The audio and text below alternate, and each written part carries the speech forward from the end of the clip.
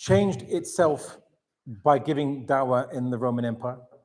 They said, believe in Jesus, he's a savior, or he's a guider, and they say, well, who is he? He's just a man? Our Roman emperor, our past Roman emperors, heroes in the past, they become sons of Jupiter, sons of Zeus. Pythagoras, the Greek philosopher, because he was viewed very highly, he became a son of Zeus or a son of one of the gods. So who's this Jesus? Just a human being? So the Christians up the game. Well, in a way, he's a son of God as well, in a literal sense. Whereas the Jews say son of God is a metaphor. Like in the Quran, Ibn Sabil, right? Son of the road means a traveler. Doesn't mean your father is literally the road. You were born out of the road, right? But so the Jews used it like this, but when they're giving da'wah to the Romans, the Christians took it literally, or they said, it's to be honest, literally, he's literal son of God. He's not just a boring old human. Humans are boring. A hero, especially a supposedly dead hero, is meant to be a son of a god or a divine in some way. All pagans view this. Oh, the thing's cut off again. How does it... So... Oh, now it's dead completely. It's not even turning on. Does it need battery or? Okay, khair inshallah. Okay, so that's it. All right, khair inshallah. Bismillah. So Christianity changed itself in its da'wah. It tried to tell the Romans, don't persecute us, because we actually encouraged the people to obey you. We encouraged the people. The Jews were rebelling against the Romans, trying to fight against Roman occupation. But these guys say, no, accept your oppressors or your those who are dominating over you. I'm not sure exactly the situation in South African history, but I know in other parts of the world, whenever the British were controlling a land or the French or what have you, the Christian missionaries would go to the people and tell the people that you obey these colonialists, they're your rulers, and you're not meant to be political, you're meant to just obey. God put these rulers over you, so you should obey them. I'm not sure if they said the same thing in South Africa during the apartheid era, but okay, well, looks like, the Christian missionaries are quite consistent over the centuries. So they saw, the Romans still weren't convinced, the Romans still persecute the Christians anyway, but the Christians were still trying to fit in and say, don't persecute us, we're trying to fit in with you. The Christians expected the end times to come soon, very soon. So they weren't thinking about politics. They weren't thinking about life's affairs. And also the last point is they didn't know what to follow in the laws of Moses or not if you're not Jewish. If you're not born from the tribes of Israel, what do? And they discovered that it's harder to make someone become Christian if they have to circumcise themselves and they can't eat meat that has been sacrificed to idols, because most of the meat that is sacrificed or sorted is sorted to idols, given to idols. Also, that it's cut and is killed without being zabiha. So it would make life very difficult for new Christians if they have to follow all these rules. So instead, you make it easier. Istihlal, right? Istihlal. Make it halal. Halal, halal, halal, it's okay. What matters is what you believe. That's Paul's teachings. So this would make Christianity, would turn it into what it would later become. Right? This would change Christianity to what it would later become. All right. Then something happened that the Christians never expected to happen, which was a couple hundred years later, the amount of Christians grew with their da'wah, it spread, and the Roman Empire was getting weak. They were getting weak, and there was a civil war between Roman emperors, and one Roman emperor decided to use the Christians to help give him more support for his wars, Emperor Constantine. So he thought, support the Christians. He got his soldiers to draw the Christian, it wasn't technically the Christian cross, it was like a P with a cross, it has a certain symbol, to give victory, to aid his army. They had many Christian soldiers, so he used any leverage he could. He won that civil war, and then he changed the policy towards Christians. Now Christians will be tolerated. Now they're going to be tolerated. And then soon after that, after him, Christians became the majority, such that the Christian empire wanted people to obey them, right? They wanted people, but they're weakening. The German peoples are who they used to subjugate and whatever. They are basically coming into the Roman Empire, settling amongst the Romans. Are they fully Roman? Can you trust them? Whatever. There's a whole bunch of questions. So they decided, I mean, Christian historians debate this, but usually historians will say the Christian empire made a choice that, well, Christianity is a good religion to glue the empire together, since by this point in time, Christians were becoming a very strong majority, not the majority, but a strong majority. And they believed in obeying the leader no matter what, so they're very good to use. So then the Roman Emperor Theodosius made Christianity the official religion of the Roman Empire, but nothing else changed. The laws of the Roman Empire didn't change. All the customs didn't change. They started to change some things, like they would sometimes they outlawed prostitution, they outlawed black magic, or just magic generally. Although they were Romans before that outlawed magic anyway, so they didn't have to be Christian. And they also stopped funding the temples. They actually closed down all temples that were basically pagan temples, mushrik temples. But they didn't force the mushrikeen to become Christian.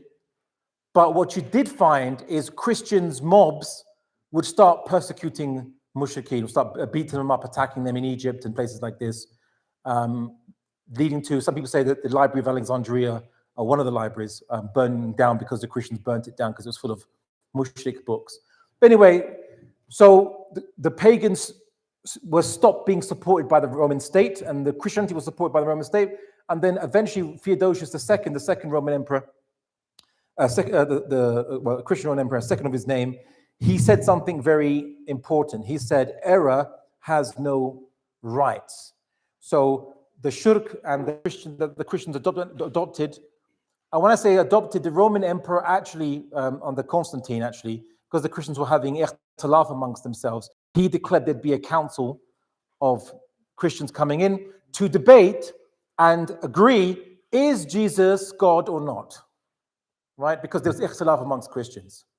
The majority, the average, the average of the average Christian, actually the majority believed that Jesus was not God. But there were many ulama amongst the Christians that believed he was God, and they were the ones pushing for that. Right? And there was a minority of ulama that said, no, he's not God. And then in the Council of Nicaea, the majority overruled. SubhanAllah, you think about, elections in South Africa, America, you elect a president. They were electing a God, right? They were making Jesus to be God.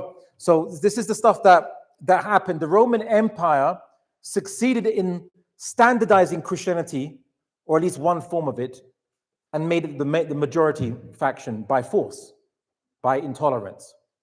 So you reject the Trinity, you can be executed, right? But many of the Jewish Christians outside the Roman Empire were Unitarians, Muwahidun. They believed on only one God, didn't believe in three. All this is going to be very important. So the Christians actually then got power, but the Roman Empire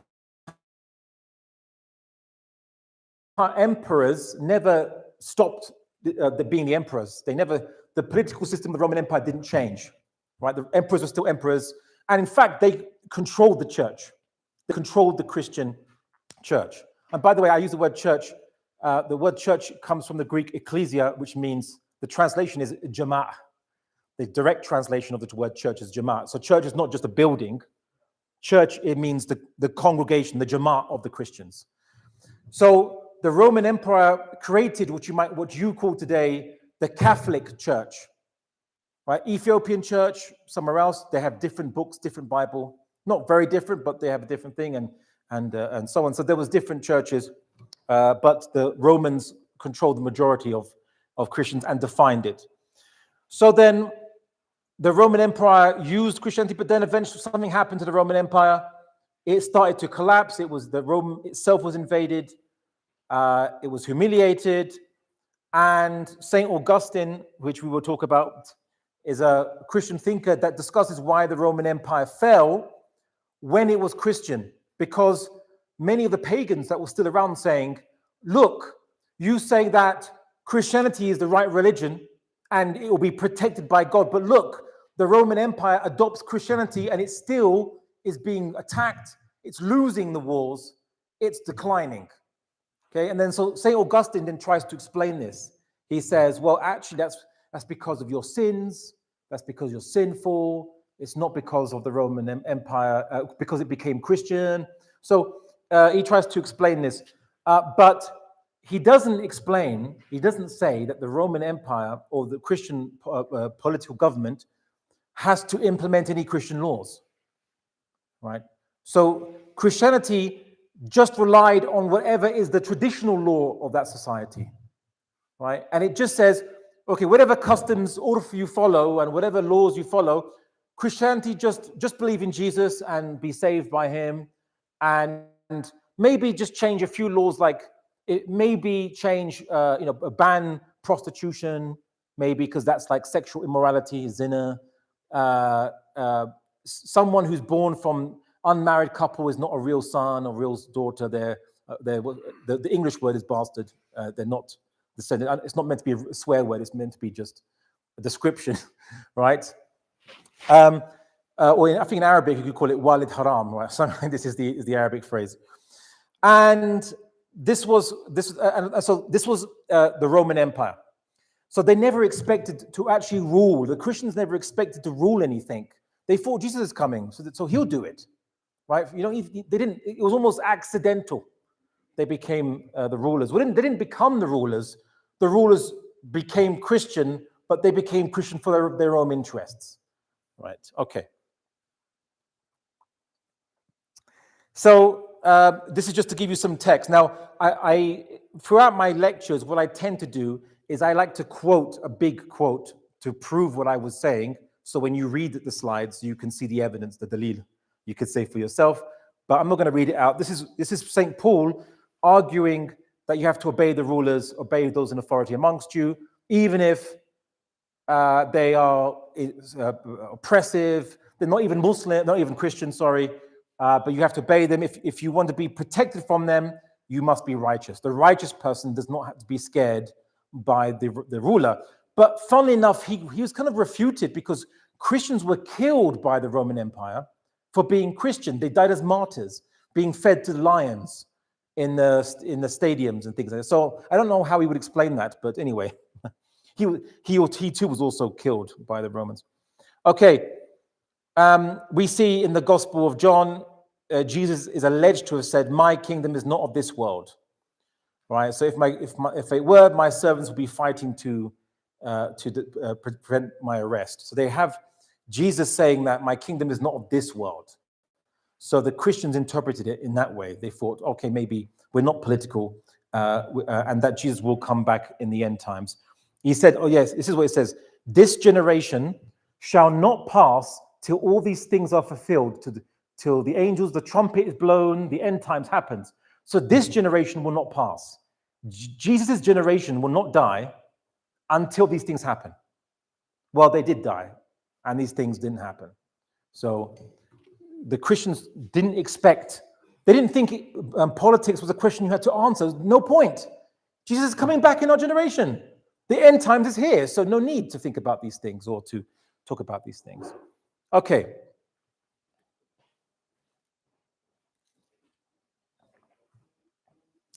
So on the top paragraph is from the book of Acts, and it was argued about should non-Jews follow the laws of Moses, and it was said no, let's not make it difficult for the Gentiles who are turning to God, and only to limit what they do for some things, like do not eat food that's been given to idols, or polluted by idols, sexual immorality, or from the meat of strangled animals and from blood.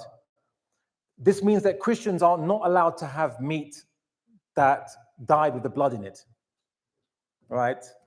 But then Paul later on then says, it doesn't matter what you eat, what matters is your faith. It was only for weak Christians, new converts who are still weak. Maybe they should follow that. But now, if you're strong in your faith, you can eat meat with blood in it, no problem. So he had a difference. There was ikhtilaf between Paul and the other Sahabas, the Sahabas of Jesus. Sorry, when I say the other Sahabas, Paul never met Jesus. by the way. He never met him. He even says, no one gave me my ilm. No one taught me ilm, right? So, but somehow he becomes very successful because he converts loads of non-Jews to Christianity. So he becomes like an authority. So you have a question, brother? So when they believe in this, yeah, that Jesus is coming back soon. Right. So soon. What about the verses that clearly say that there's someone else coming? What do the Christians thereafter refer to that as? Well, that's a different question, but they would say that someone else is coming after Jesus goes up to heaven, but the generation won't die until the other things will happen afterwards. So the whole generation won't die until a whole bunch of things will happen. The Spirit will come after him, and a whole bunch of things happen after. The trumpets will blow, the end times, Jesus will come back. All this will happen within one generation. Or they won't die until they see this. So maybe 80 years maximum, these things will happen. Okay, so Emperor Theodosius II says, it is our pleasure that in all the places and in all the cities, the pagan temples will be closed, and access will be forbidden to all, freedom to sin be denied the wicked. So this is a very key idea that shaped the West, that sin has no rights, or error has no rights, or the translation. So falsehood has no rights. Now you might say, why is that a key issue? Because it will later lead to the idea, a rebellion against the idea, which would be that actually freedom should be given to error. Freedom should be given to falsehood. Now, before I continue, I wanted to mention, at the beginning of this lecture, I said the ideas of the Enlightenment was the idea at the very top, man as a sovereign of himself equal to his peers. You don't hear it like that, right? The slogans you hear today from the du'at of this doctrine are my body, my choice, right?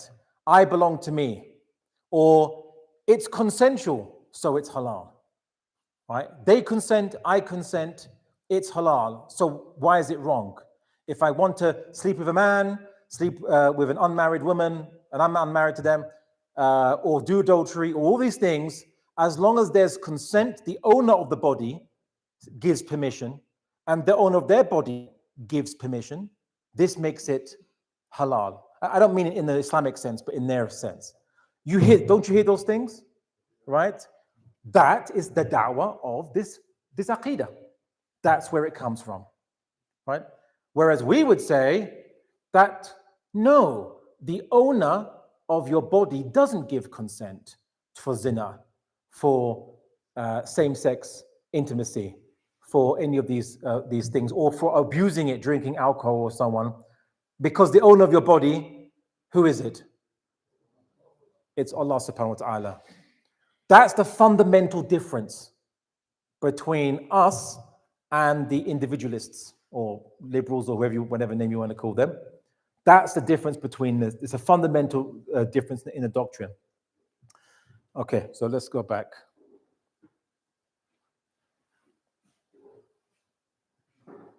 Okay.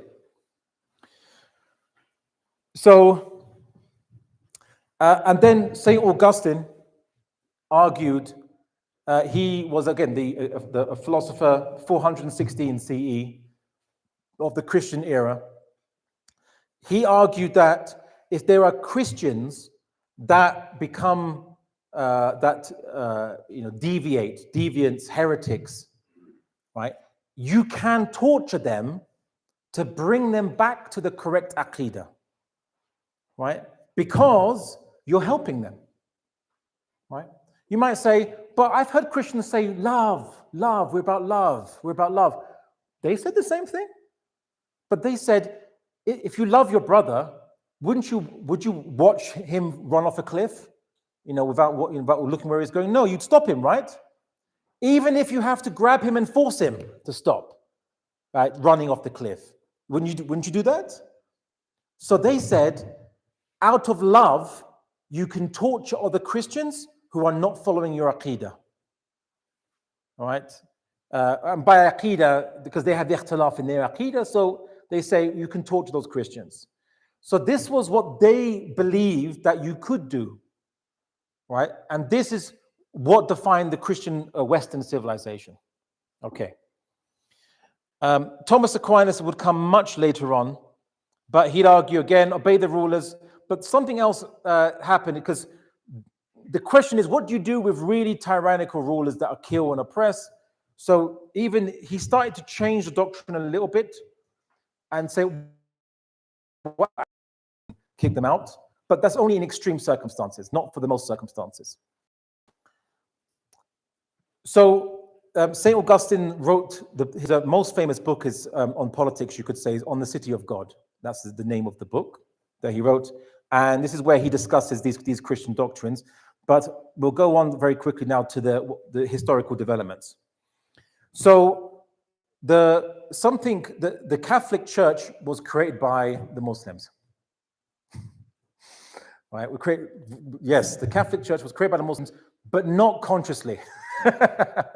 Right? Not deliberately. So the Western Roman Empire falls. Let me just get a little map. Well, is that the only map I've got? Okay. So the orange bit is the West. The eastern bit is the Eastern Roman Empire. So the Roman Empire splits into two parts. The Western Roman Empire, Eastern Roman Empire. The Western Roman Empire collapses. These barbaric tribes of Germans spread. They take over Spain, Portugal. Well, there was no Spain or Portugal then. They take over Iberia, where I'm from, France, England, Italy. They take over the place. Their descendants are what you might call the European powers of today, or the Europeans today. They're basically these German barbarians that the Romans didn't conquer. Right? So they spread, and of course, they admire the Roman culture. That's why they speak Latin or Latin languages. That's why they have their governments with Greek or classical Greek architecture. They admire, they almost like imitate the Romans, even though apart from the Italians who are the direct descendants, the rest are just German barbarians who took over the Roman Empire and kind of thought they were Roman now, or they adopted the culture, you could say. Anyway, so the Western Roman Empire, the Eastern Roman Empire continues with the emperor of the Eastern Roman Empire, but he didn't call himself the Eastern Roman Emperor. He calls himself the Roman Emperor. I am the Romans. We are the Romans. Yeah, we are Rumi, right? We are the Romans. No other Romans. So he controlled 5 bishops, the 5 leaders of the world. Each bishop for each different city. Alexandria, Antioch, Constantinople, right? And there was a bishop of Rome, right? The bishop of Rome wasn't a special bishop. He was just one of 5, controlled by the Roman emperor.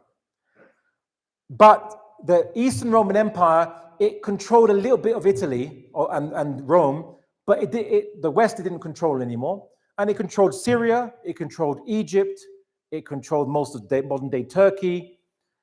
And something happened to the Eastern Roman Empire it didn't imagine would happen.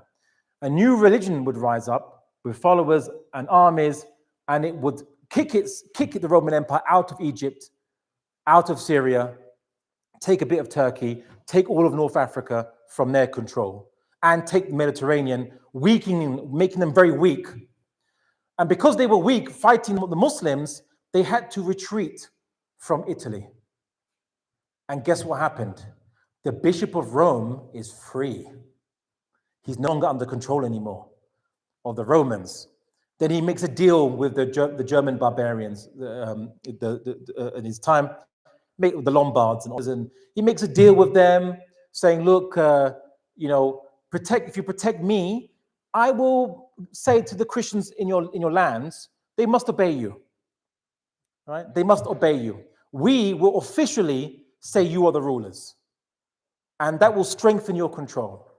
And plus, we know Roman culture, we know Latin, we can be your administrators, your clerics, we can do diplomatic, because we have churches everywhere, diplomacy, we can help you out on that, we can give you services. Just protect us and don't, tax the church. Make a deal." They made a deal with the kings, the German kings. And that what starts the Catholic Church, that you know it, right? And they call themselves the Catholicos, Catholic, which means the universal church, as if there's no other Christian churches, there's no other Christians out there.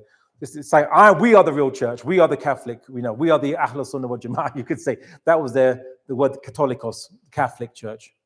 So basically, because we actually attacked the Roman Empire and weakened them, we basically created the Catholic Church, freed them. And then, of course, because the Bishop of Rome is free, he says the Jama'ah of the Christians, the center is Rome. The Jama'ah of the Christian center is Rome. So what is Christianity or not? What is Christian, what is not Christian? We decide it now, us and our bishops. Now, our lower bishops and so on. And now the Bishop of Rome becomes the Pope, right? The head of the Jama'ah. And that makes a split because the four other bishops controlled by the Romans, they're still controlled by the Romans, and the Romans lose control and they become a different Jama'ah. You call them, you know them as the Orthodox Church or the Eastern Orthodox Christians. Right, those are the Jama'ah of the Romans that remained under Roman control. So we see the Catholic Pope Gregory III. He sends a letter to the Roman emperor, saying, "We're no longer controlled by you. The Aqidah of the Jama'ah is not a matter for the emperor, but for the bishops to decide. The ulama should decide what is the Aqidah, not the emperor." So he resists them. Right. So people tell you that the West was ruled by the church and secularism was brought on later on. No, Christianity never was a ruling, it never had a ruling government that was implementing the Bible, you could say, as the basis of the law. It was always a deal. Either it was controlled by the ruling power or it made a deal with the ruling power. Right? That's what Christianity was always like.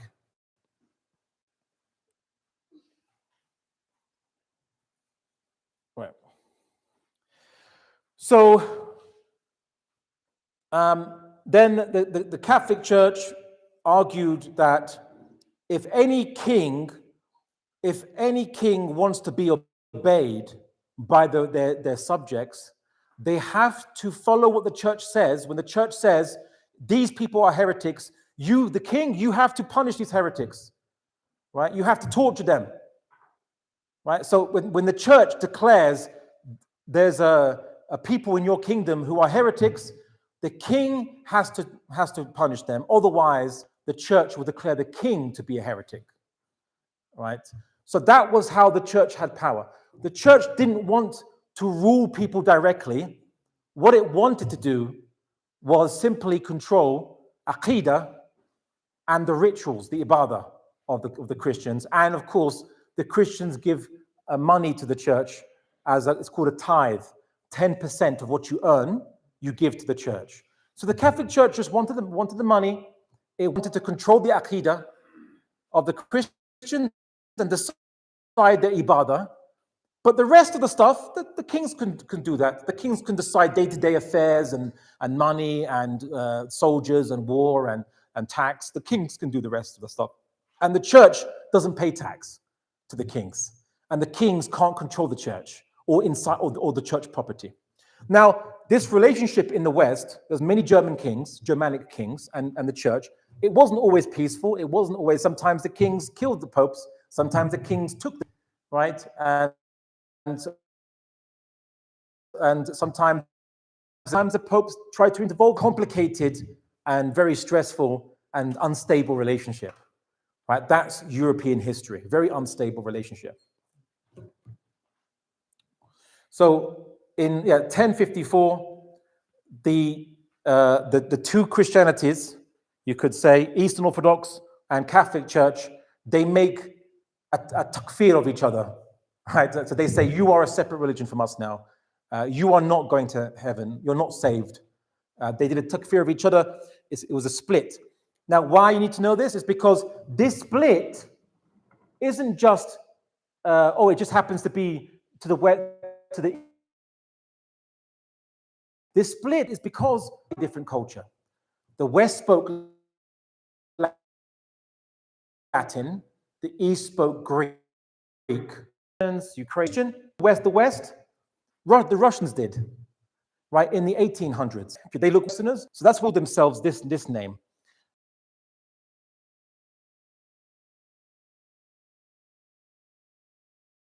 They call themselves Christendom, the dominion of Christ.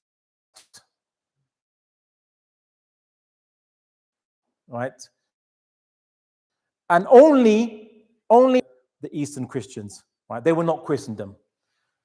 So they always call themselves, so the modern word for Christendom is the West. That's why we call it Western civilization now. That's what made them different from their Christian cousins who speak Russian or Slavic or what have you. Okay, that something happened to the Christians. The Christians believed up until about 1100, so 1100 of the Christian era, they believed that the devil rules the world. The devil rules the world. You can't change it. You can't improve it. The end times are coming. They're still coming. It'll be very soon. Yes, 1,000 years later, but it's coming soon, right? And Jesus is the only one that's going to change the world, make it a better place, right? So all that a good Christian should do is believe in Jesus, adopt the Aqidah, the approved Aqidah of the Ahl Catholicos, right? The people of the Catholic Church. Do your ibadah, give money to the Catholic Church, and you die upon this creed, and you're saved. That's all you need to focus about. And if you sin, no problem. You can go to the Catholic Church, you can confess your sins.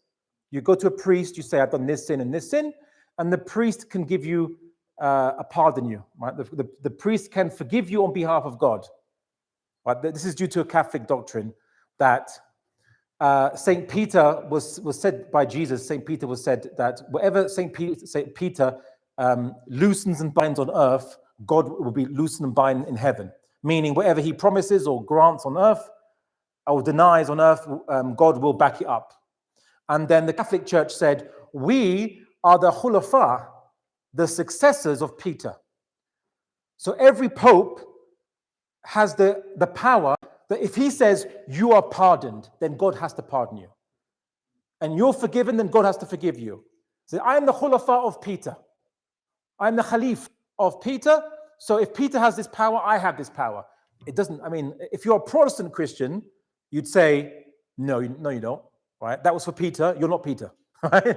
Yeah, but this was the doctrine. Then the Pope then gives to his priests, I give you the priest the power that I have, and God has to give you this power because I give you this power because I have the power, and so it goes through a chain. So now the common priest on the church can forgive you or not forgive you, what have you. Confess to him, and he can forgive your sins, right? So this was the Catholic view. So if you make sins, ask for forgiveness, you get forgiven, not to God, but to the priest, right? That was the Catholic mindset. Then something happened that would change their whole worldview, would shake them to the core. Again, we're kind of to blame for this. Muslims are to blame, right? They discovered that there was a people who were not Christian, who were heathens, as they say, heathens, infidels. But their technology was more advanced. Their poverty was reduced. They didn't have poverty like Europe did. Their adab and akhlaq was amazing, better than Christians, right? There's a monk, he was in Egypt. He was amazed by the adab of the Muslims. He said, you can leave a bag of gold on the street, right? And come back 1 week later, it's still there. Right? He's amazed. It's like, but we're meant to be the chosen people. We're meant to be the saved ones. How are these non-Christians better than us? How do they have better adab and akhlaq than us? How is that possible? So there was an idea was born in the mind of the Christians when they encountered the Muslims. They said, it seems like improvement is possible in this world. You can improve this world without waiting for Jesus. That's it. That's the idea. But you don't know this idea by that phrase anymore.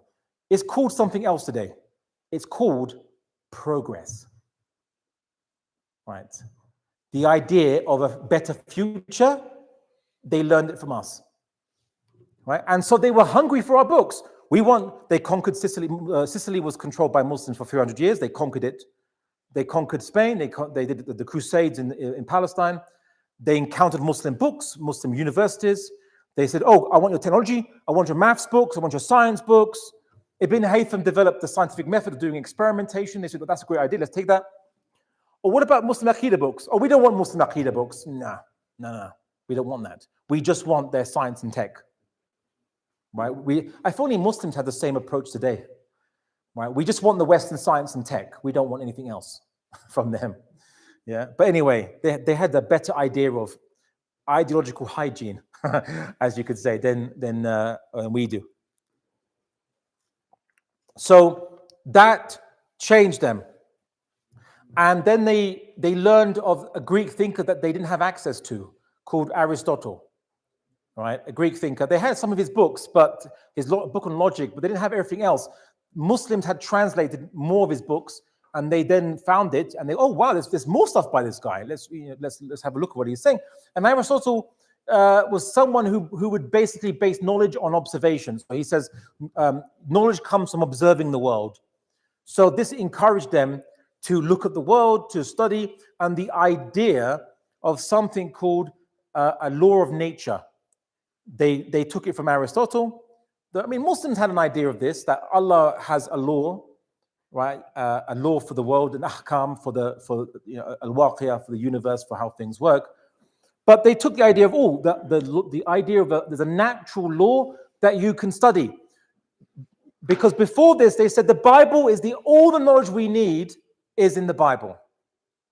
Right? Sure, there was, some farming practices and things like this, yes. But for them, it was, ilm is just what's in the Bible, nothing else, right? Nothing else is concerning to us, okay? But then the idea that, wait a second, God has revealed himself through the law of the universe, right? Not just in the Bible, but also the universe itself was an amazing idea. They learned it from us because the Quran says that everything is an ayat of Allah, right? It's an ayat of Allah. Everything, how the mountains, you see how the camel's made, see how the heavens and the earth, everything is an ayat of Allah, a sign of Allah. So they learned this idea from us a little bit, mixed it with Aristotle, and the idea, the possibility that you can learn ilm, beneficial ilm, from outside the Bible was a very radical idea for them. So Thomas Aquinas, very famous thinker, he starts to implement. I'm not going to go into detail because you don't need to know the full details, but he starts updating Christianity with Aristotle's thinking, ideas, Ibn Sina's ideas as well. Ibn Sina is obviously not a Christian, but he's viewed as a great philosopher and commentator on Aristotle, and the idea that you can have a natural law, but also the idea to explain why is it that the non-Christians seem to have laws like murder is bad, murder is haram, stealing is haram, rape is haram. Why do they have these laws that we have, but they don't believe in the Bible? So Aquinas says maybe it's because these laws are in the universe, and so everyone can know these kind of laws, or maybe it's part of humanity in some way, but these are laws that are part of nature. These are natural laws. That's how he explains it. That would be important for what comes later. So then, William of Ockham, the guy behind the famous Occam's razor, if you ever heard of this, which is to make a very simple summary, he was famous for saying, in essence, the simplest argument is usually the right one. Right? The simplest argument is usually the right. As long as it explains the facts, then take the simple explanation, not the more complicated one. If you have two explanations, you take the simpler one, right? So that's Occam's razor. So he's the one who begins to look at the church. The church becomes very rich. The priests are wearing amazing clothing, very finely embroidered silks and golden thread, and the churches have loads of gold everywhere in it. They're super rich, and there's people poor, starving on the street. And they looked at it and said, this doesn't, maybe the church has gone a little bit corrupt now. Maybe the church, they're making lots of money, and maybe that should go to the poor, or that, these priests are becoming too corrupt. They're enjoying luxury. These are rich just because they get money from the Christian followers that come to the church. So he started to criticize it. So there was the beginning of criticizing the Catholic Church. And Martin Luther would then come on the scene. Now, I don't want to get too complicated, but Martin Luther, you could say the first Protestant, maybe, but he is sick and tired of the Catholic Church's corruption. And one of their major corruptions was the Catholic Church realized it could sell, it's called selling indulgences. It means, have you committed zina or theft, rape, or even murder? No problem. For this cheap price, you can have all your sins washed away. Invest in this new and special package deal on Black Friday. You can you can have all your sins wiped away for just 3 silver coins or whatever. They started to sell forgiveness, right? You pay for it, you get it. So you get it forgiven. So rich people can do whatever they want and then just pay money and have all the sins forgiven. So Martin Luther realizes this is really wrong. It doesn't make sense. But according to Catholic doctrine, it's correct. Because if the church decides that to forgive you, you're forgiven, right? So if they just say simply, you have to give us some money, and then we can give you forgiveness, well, how can you say that's wrong? So he said, no, that is wrong. And then he said, but then the problem is that what do you do against the ijma of the Catholic Church? Well, which is really just a few bishops, right? What do you do against them? How do you say that ijma is wrong? The idea that the Catholic Church is wrong is heretical because they say the ijma is ma'soom, right? It is perfect. It never makes error. The ijma of the Catholics is ma'soom. They can't make an error in it. So how do you go against that, right? The only way is to say there maybe ijma is not ma'soom, right? Maybe only if you get the right interpretation, then you're right. If you get the wrong interpretation, then you're wrong. But this should be for every Christian to interpret the Bible and not rely on the ijma of the Catholic Church.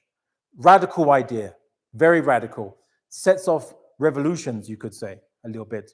So people start following Martin Luther in Germany.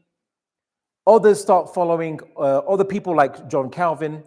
And of course, you have another heretic Protestant, you could say, which is King Henry VIII of England. He wants to divorce his wife and marry another woman, but in Catholic teachings, divorce is haram, right? If you're Catholic, divorce is haram. You can't get divorced. You marry, you must, what was it that as the Christian guy said to Ahmed, we married the right one first time round, right? Yeah, and then he got caught cheating on his wife, and then Ahmed was, said, looks like the first one wasn't good enough. Anyway, which was, subhanAllah, was quite funny. So anyway, I can now quote this in the country that where he said it. Okay, so King Henry VIII wanted to get divorced, didn't like it, so then he said, okay, fine, I reject the Catholic Church. Who are they? I'm the head of the new church, the Church of England, called the Anglican, as you call it, Anglican Church, or the Church of England. Initially, they didn't have different aqidas of the Catholics, but over time these changed, had different interpretations later on. Okay. So this was the split. So, but then the issue is, what do you do? Again, these Protestants start to reevaluate the laws. Okay, we can't trust Catholics anymore. We should have our own, we should basically think for ourselves and investigate the book for ourselves. Now, this is where they developed the idea of sola scriptura, which means the Bible alone. You might know it. There's a Muslim version of it called Quranists. Right? Quranists. They say we don't need hadith. Hadith is passed to us by men, by humans. We only take what was from God. And so for us, the Quran alone we take. But as the Catholics argued against the Protestants, and they argue it to this very day, they say, who chose the Bible for you? Who chose the books that goes into the Bible? It's us. So if you hate us, If you think we're not ma'soom, then your book is not ma'soom, right? So if you want the Bible to be ma'soom, if you want to trust the Bible, then you have to trust us. All right, that was the argument that they make. And so some people, Protestants, become Catholics again because of that argument, because it works. Of course, for us, I have a counter argument to the Quranists, and I simply say, so you want to trust only stuff that has not been through human hands, but only has been direct wahi, right, from Allah subhanahu wa ta'ala. Okay, then don't learn Arabic. Then don't learn Arabic. So why? Where do you learn Arabic from? Humans. You have to go to dictionaries, right, to get meanings, right? But these are all the books in the Quran. It should be Quran alone, right? Forget these other books, lexicons and dictionaries. Forget these other books. No, only the Quran. But you can't even read it now because you have to trust that the Arabic words you're being taught are correct. The correct meanings, like the 7th century Arabs would understand those words, right? Of course. So anyway, that's my little side note for you. You go ahead, brother. I just wanted to ask regarding the Crusaders. Mm-hmm. I might be getting ahead of myself, I don't know, but just to make sure that I'm following, because you mentioned Christian mobs that were raiding but was it in that same context, or we still getting to the Crusaders. Yeah. I mean, okay. Well, that's actually, thank you for asking that question, because let me have a look. Okay, the first mention of the word to define the West as a separate civilization, Christendom, or in Latin, Christianitas. The first mention of a special word for that civilization was in a journal by a crusader. We're fighting for Christianitas. So you could also say, oops, we Muslims defined the West accidentally, right? They define themselves against us. That's why they're so obsessed with Islam, in a way. It's in the back of their DNA, this obsession with Islam, because we, in a way, defined them and helped create them in many ways, in many points of their history. They define themselves against us. Otherwise, they were just a bunch of different German kingdoms fighting each other and so on. But to see themselves as a common civilization, right? It was because everywhere they looked, they saw Muslims, right? Who didn't believe in their religion at all whatsoever. Right? Everywhere they saw Muslims. So this then defined in their head, we are not Muslim. We are opposite of them. We are different from them. We are separate from them. We are our own people. Right. So barakallahu feek, for that reminded me to clarify that. Okay. There was one problem with the new Protestant movement, of course. If everyone gets to define the Bible outside ijma of the Catholics, then you have to have a new ijma, right? Ijma of who? Martin Luther, John Calvin, Henry VIII. Who is the new ijma? And what happened is Christians started to begin fighting each other. Protestant Christians started killing each other, massacring each other, torturing each other, because they don't know, you're not on the right aqidah. You're not on the manhaj. You're not on the manhaj. No, you're not on the manhaj. And then those would split, and then with those who split, they would split even more, because the ijma is now loose now. There's no way of deciding who is correct, who's not correct. And so if the Calvinists get into power, like in Switzerland, they begin to torture and kill Lutherans. If Lutherans get into power, they torture and kill Calvinists, or Anglicans, or whomever, right? So this is what happened in European history, 1500s to 1700s. Now you can go over this, but you see eventually different states who want to break away from the Catholic Church's power, they adopt a particular Protestant sect, firq. So some say, I'm going to be Lutheran, I'm going to be Calvinist. And then this causes now tensions and problems, because then what if your population are majority Catholics? Oh, you have to force them to be Lutheran or force them to change their religion. And the Catholic Church were telling these Catholics in these different countries, rise up against your ruler. Rise up against him. He's a heathen, an infidel. right? You can't obey them, even though that's against what the early Christians said. But anyway, right?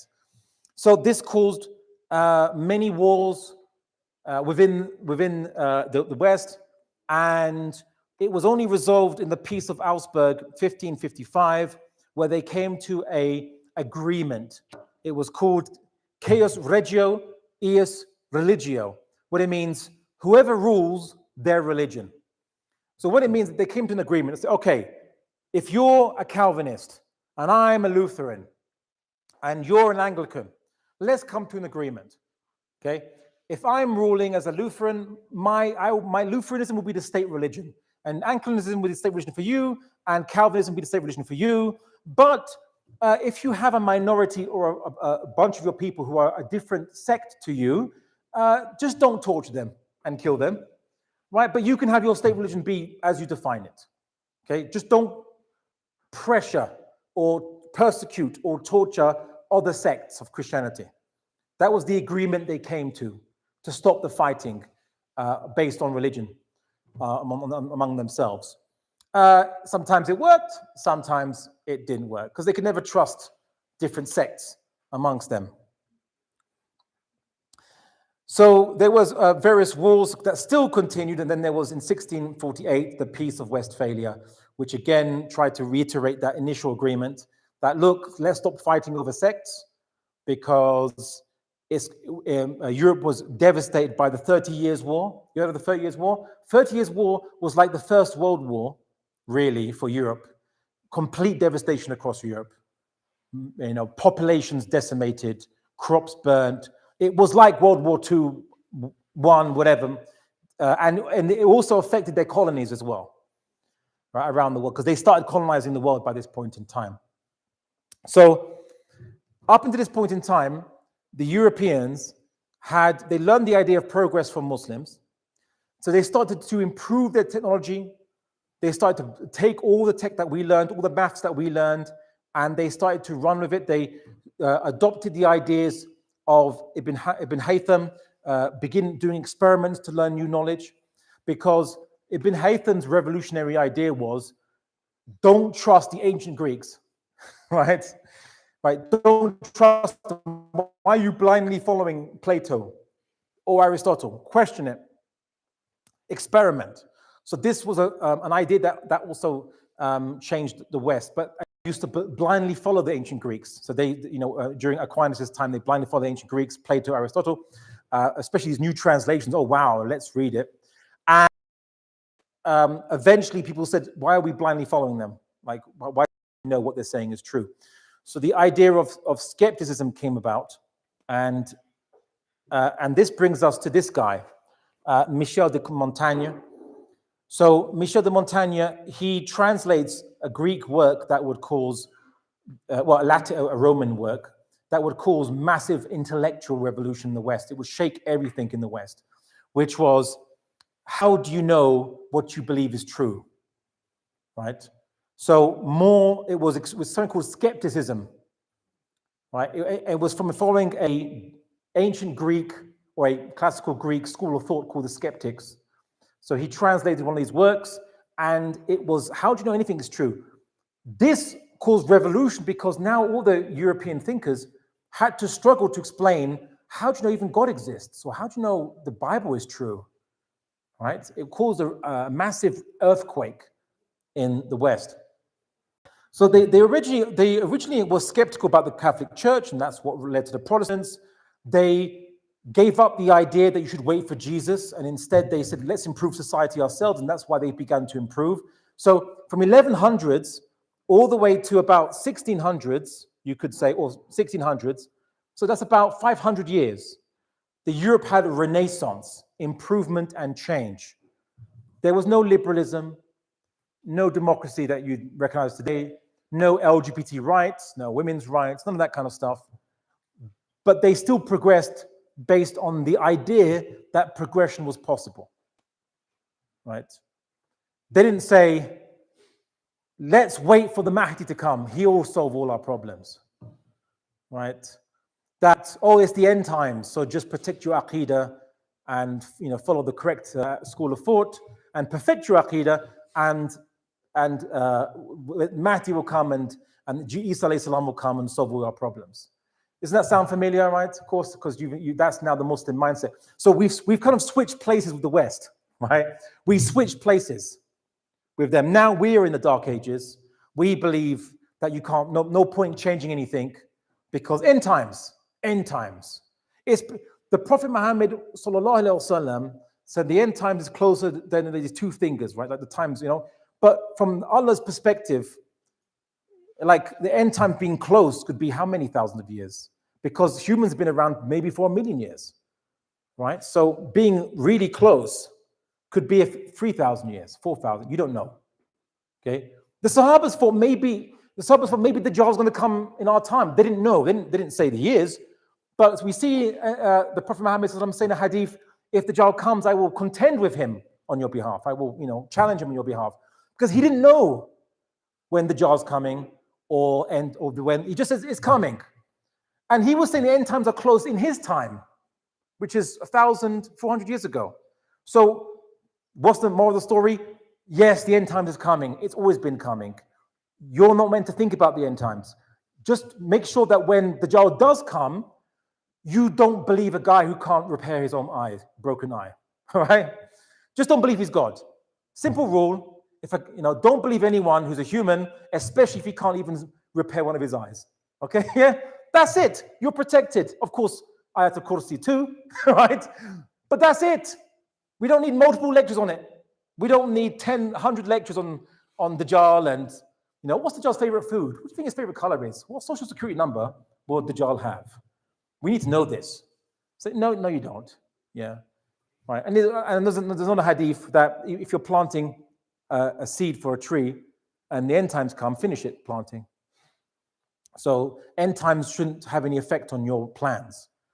Okay. Anyway, that's one lesson we can learn from the Ahl Kitab, because as another hadith says, that we will follow the same mistakes. We make the same mistakes as the Jews and Christians. If something went down a lizard hole, we go down a lizard hole too. All right, so we made their mistake. Okay, so the European Renaissance was about improvement and change. And they didn't have any new aqidah, right? They just changed one idea. Maybe you can improve the world. They said actually the adab and akhlaq can be improved if you improve the conditions of the people. That was the idea, right? They said, like, look at a rich person. They said, a rich person acts very civilized. Well, usually, okay? Then a person from a farm or, whatever, right? So I say, so what's the difference between a farmer or a poor guy and a rich guy? Guy has money, guy has wealth. So if you want to make people civilized and refined, you improve their material conditions, right? In South Africa, they'd say, and you hear the same line that these people, they'll say, there's crime, rampant crime. Why? Poverty. So you change poverty, crime goes down. After South Africa was liberated from apartheid, the promised economic help and benefits didn't arrive to the majority of the native population. And so they were still stuck in the same poverty that they were beforehand. Yeah, you can vote, but you're still poor. So of course, it didn't alleviate the problem. It didn't alleviate their problems, and so there's still a crime. So what did they say? You help them, you improve wealth and distribute the wealth, and then crime goes down. No, you don't need to steal anymore if you have a livelihood, right? So that was the idea. These two ideas: progress is possible, and progress improves adab and akhlaq, or material conditions improves adab and akhlaq. These two made the West advance materially. That's what made them advance materially. Everything else is what you're going to see next is an accident of that. It wasn't intended. It just came about. Sorry, does someone have a question in the back? Someone put your hand up? No? Unlike we would expect. And various characters in different in the Bible, in paintings, are portrayed as light-skinned or whatever. I think that's usually because that's not because there was a special ideology of race. At this point in time, the idea of race in Europe didn't exist. Funnily enough, race would come about because of the what's going to happen next, the Enlightenment. But rather, at this point in time, it was simply a civilization looks at the world and thinks it's the center of the world. Every civilization did that. The ancient Egyptians, we're at the center. Everyone else are barbarians. The word for China in Chinese Middle Kingdom, we're at the middle of the earth. Everyone around are barbarians, right? So everyone thinks they're at the center of the world, and everyone else are like the uncivilized barbarians. So the idea that it's special to the West is not true from the evidence. But also, you saw, like for example, in Thailand, the depiction of Buddha looks like a Thai person and not an Indian person, for example. Why is that? Because it's normal for people to portray it in a more familiar image to themselves. It's just a human tendency, even though it's ridiculous.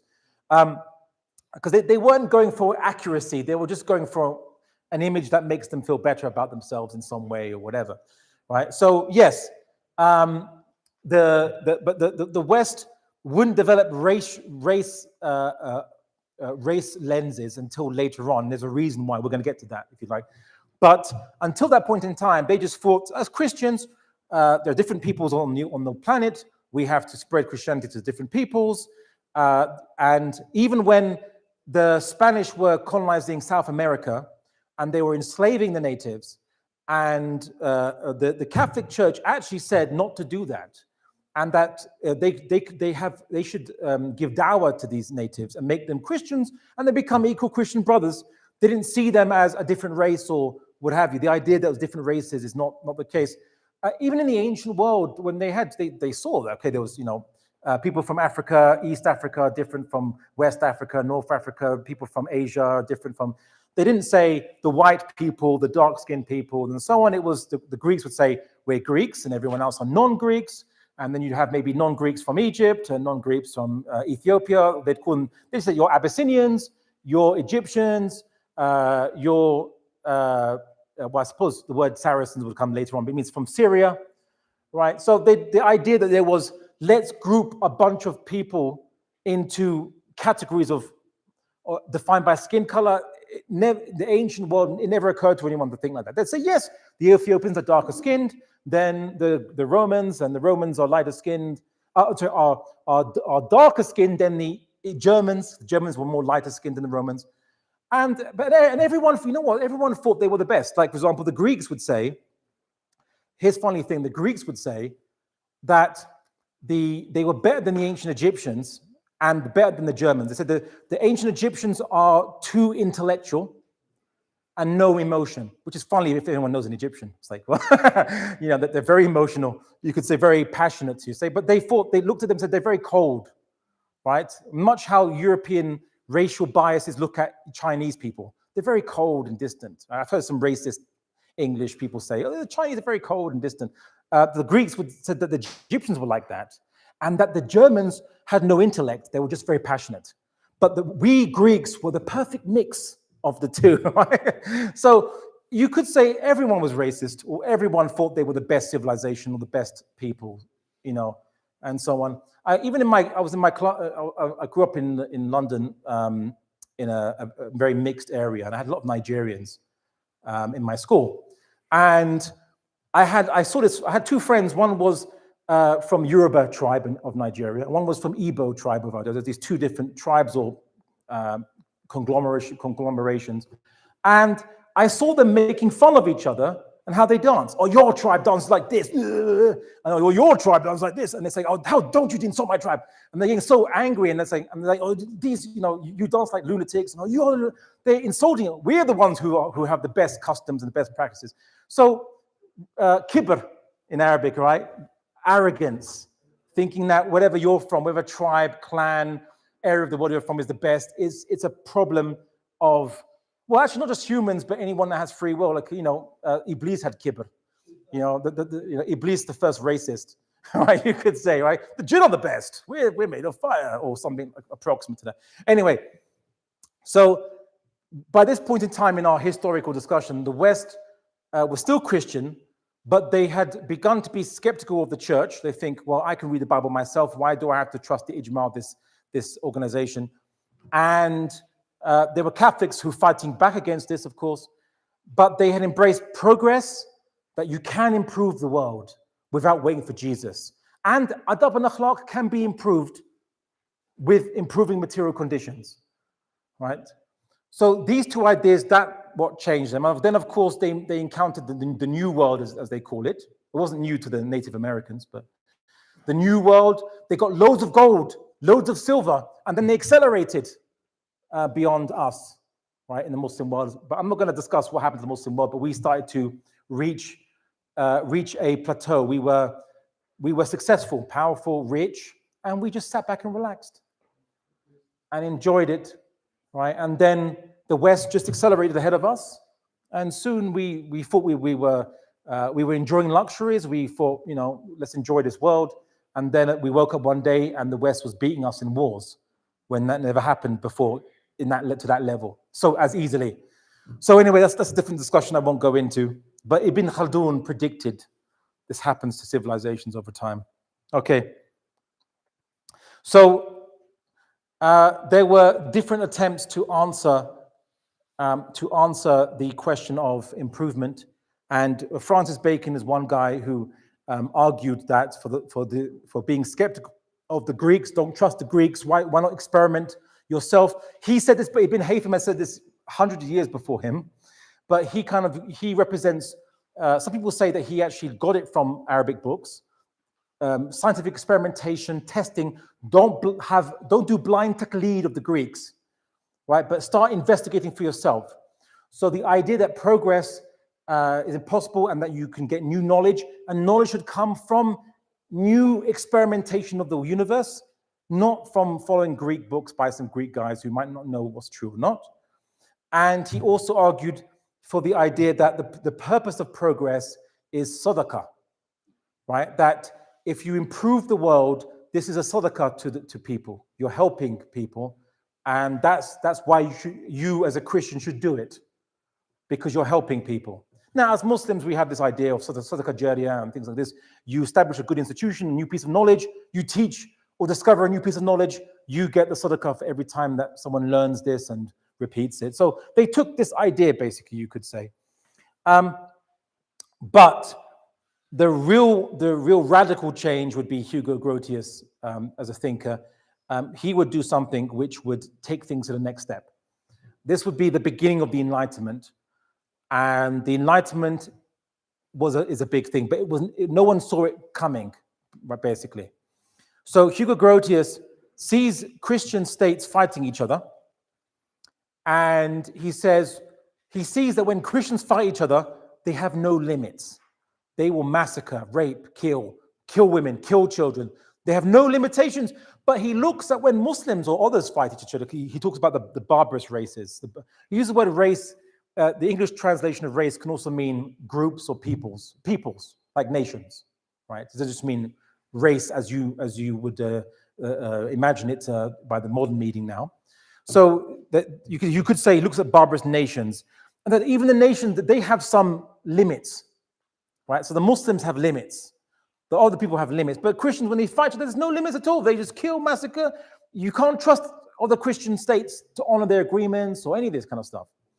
So he argues that because Christians don't have ijma on the Bible, and they do takfir of each other to the point they say, I don't have to respect you, you're not on my manhaj, so I can treat you like nothing.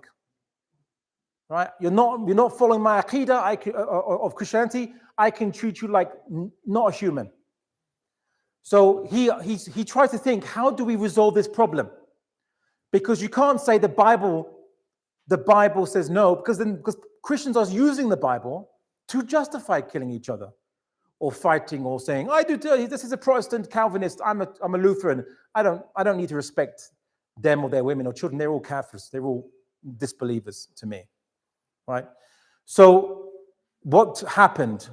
He said, we need to find something that maybe we can all agree on, but it can't come from the Bible because we all have ikhtilaf from the Bible. And the Bible, when it comes to politics, is very vague, right? It doesn't give you guidance, really. So we have to find somewhere else to find laws that we can all agree on. We need an ijma somehow. Maybe we can find this ijma in the natural law, right? That all humans are meant to maybe know somehow or find some. It's inside us maybe, or we learn it by looking at the universe and thinking. But maybe natural law can be the new source of the Sharia for us, right? The new source of the Sharia for us that we can learn. So he says this, right? The bottom line there, that we need to find a law that would somehow equally subsist even if we granted that God did not exist or did not care for humanity. Meaning we have to find a law that can be, that we can all agree on, even if, that would still be true, even if God did not exist. Or he did exist, but he didn't care about humanity or anything, like deism, as it's called. This is a major radical revolution in the West. This changed everything in the West, right? This is when they looked for a new Sharia, a new Sharia. This is where they said, we need to find it, not in the Bible, outside the Bible. That's the radical change that happened. Okay, so just a quick recap of Christianity, right? So Christianity didn't start out political. It didn't think it had to be political. It didn't have any certainty on politics anyway, because it thought Jesus is coming, so forget about politics. It just said obey the rulers no matter what. And it said that the laws of Moses, well, we don't know what to do with that. Do we follow some? Do we use some? Are we guided by it? Ikhtilaf, we can't be certain, right? There's difference of opinion. That's why the Catholic Church and the Christians of the medieval times followed Roman law, old German customs, German laws. It's called Salic law, if you want the exact terminology. There was no certainty. And of course, later Christianity believed error had no right, so you shouldn't tolerate ikhtilaf amongst Christians. That if you're on the right aqidah or right manhaj, why are you tolerating those who are not on the right manhaj? You have to save them, and you can't let them preach. If you let them preach, they're giving dawah to kufr. They're giving dawah to heresy. So you have to torture them to protect the Christian flock, you know, the true believers. You have to protect the true believers. So no, there's no freedom of speech. They didn't use the word freedom of speech, but they just said, "There's, you know, we don't do that." So then this would lead. Then there are more thinkers started to come about, and they started to say, "Look, we have to find the Sharia outside the Bible because Christians don't agree on anything, and our religion wasn't designed for politics."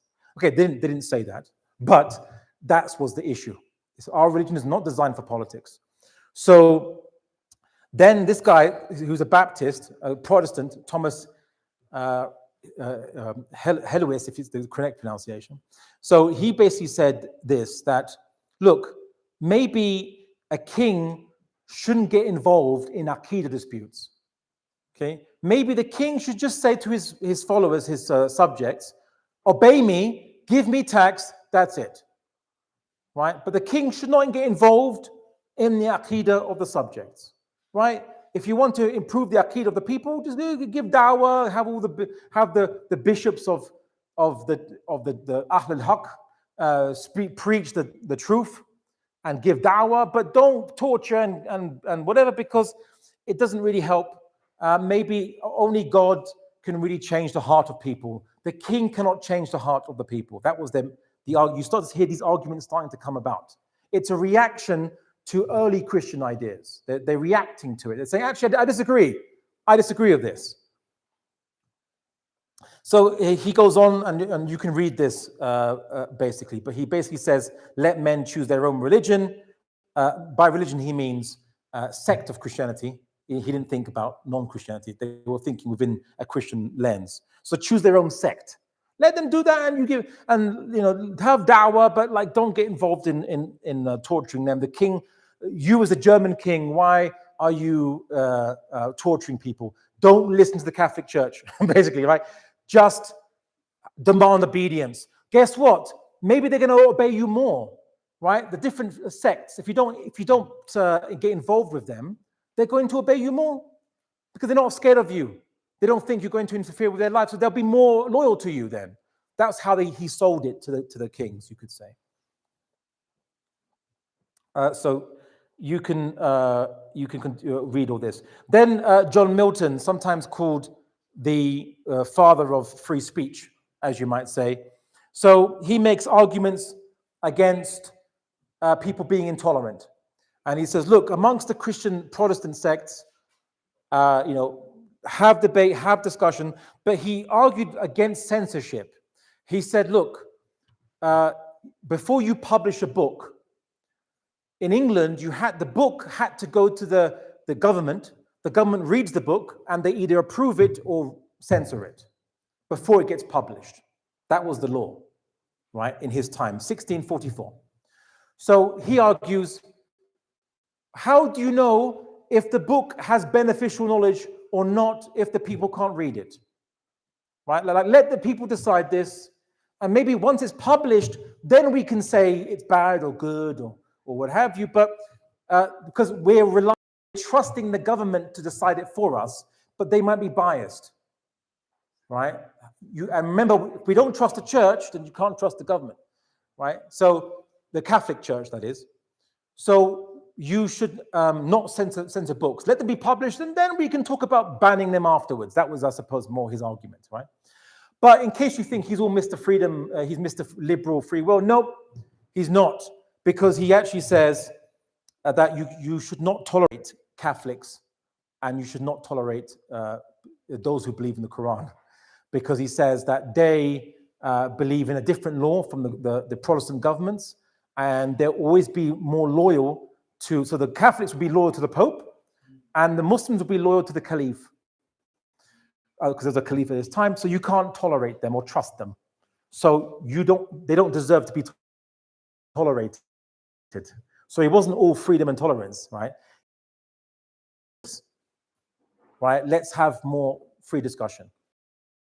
At this point in time, always argued for freedom to reach ikhtilaf on the Bible between the Protestants, but not the Catholics, by the way. They didn't tolerate the Catholics. Okay. So again, we see Roger Williams. So he basically is writing again on freedom of people to adopt ikhtilaf amongst Protestants, and he says the government cannot force you to change your beliefs or your worship, how you practice, and so basically it should not get involved in your practices, in your ibadah. We see John Winthrop, who establishes the American colony in Massachusetts Bay, and many Christian sects left England to escape persecution of the English church, right? And they went to America, saying, we're persecuted people, so we have a right to come to this new world, establish our religion here, and push out the natives. Basically, Zionists, right?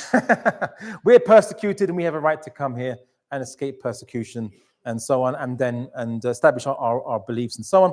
So he argues for a kind of a freedom between Protestants to practice their religion and have ikhtilaf amongst themselves. So at this point in time, what I'm getting with all these examples, which you can read their quotations, the Protestants are agreeing a way of managing the ikhtilaf, which is no killing and fighting and torture anymore.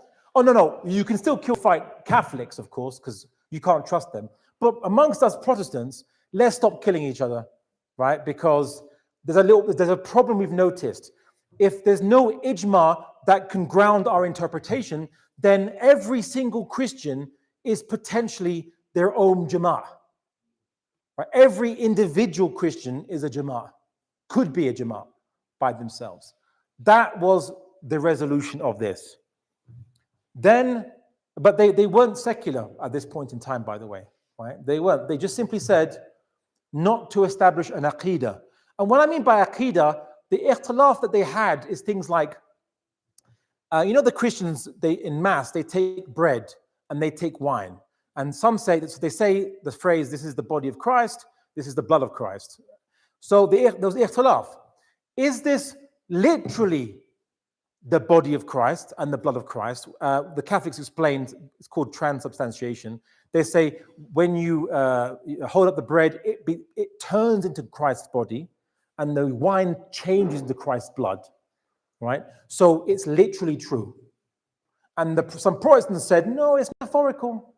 It's not literally true. It's metaphorical. It's not literally Jesus' blood and body, because we'd be cannibals then. We're eating humans, right? So then, this is the ikhtilaf they had. This is when, and they tortured each other based on this. They said, this is your kafir for saying it's literal. You're kafir for saying it's metaphorical, and so on and so forth, right? Funnily enough, Muslims also have the same, some would have the same arguments. This verse of Quran is metaphorical, you're kafir. This verse of Quran is literal, you're okay. They don't say you're kafir, they technically say your beliefs are kufr, but you just, there's udhr bil jahl, you have an excuse of ignorance, right? This is what we say. We don't believe in torture or killing for that. Okay, so now remember when I said, and we're coming up to the end of this you could say, this session,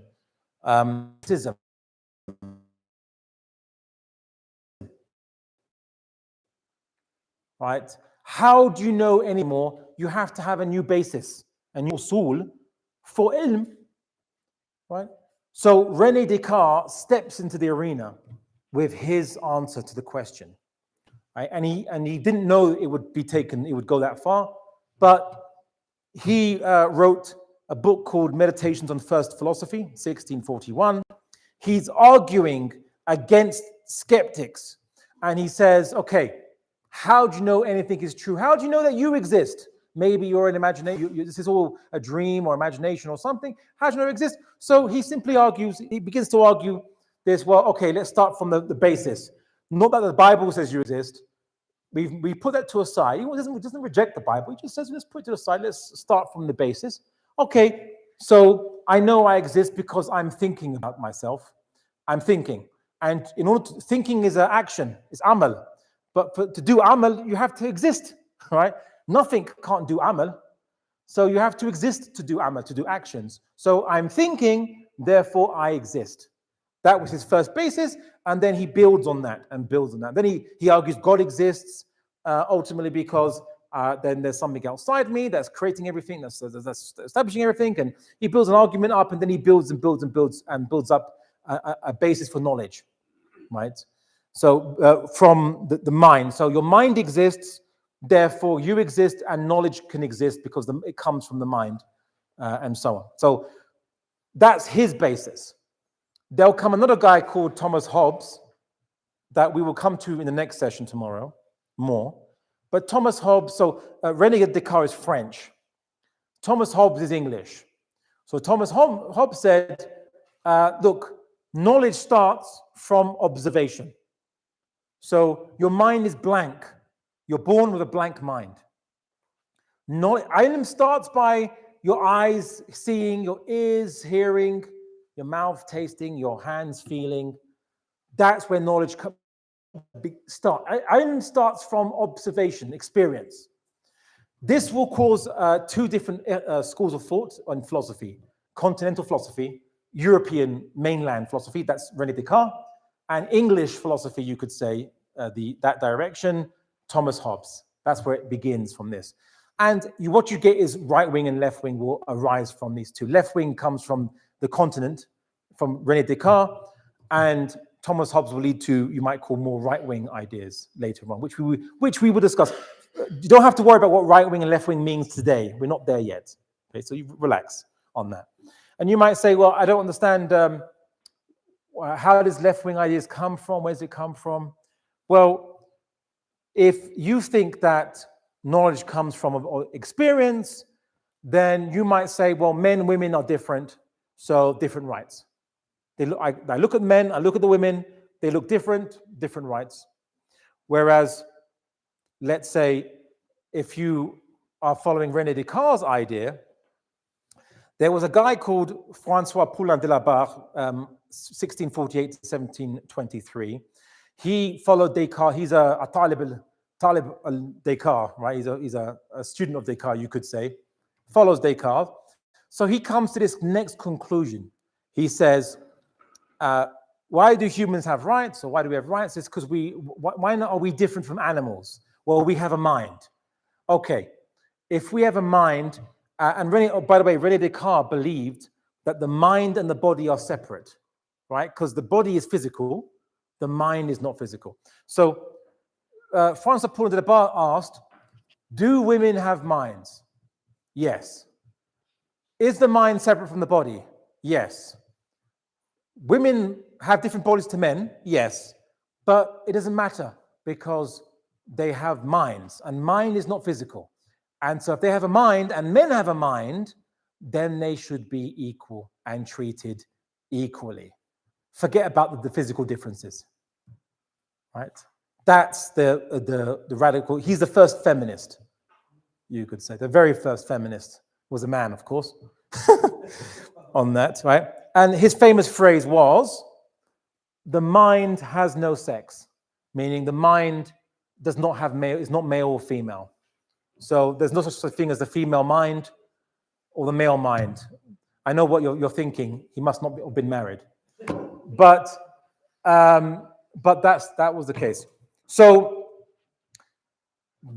so what happened in the West was two things. One, they said we need to have a new Sharia not based on Wahi, because that's the only way we can have ijma on international laws, rules, civilized conduct, right? Because if we base on the Bible, there's the ikhtilaf on the Bible, and we're going to kill each other and fight each other on the Bible, and so you're a heretic, so I don't have to obey any rules against you because you're outside the manhaj, and so on.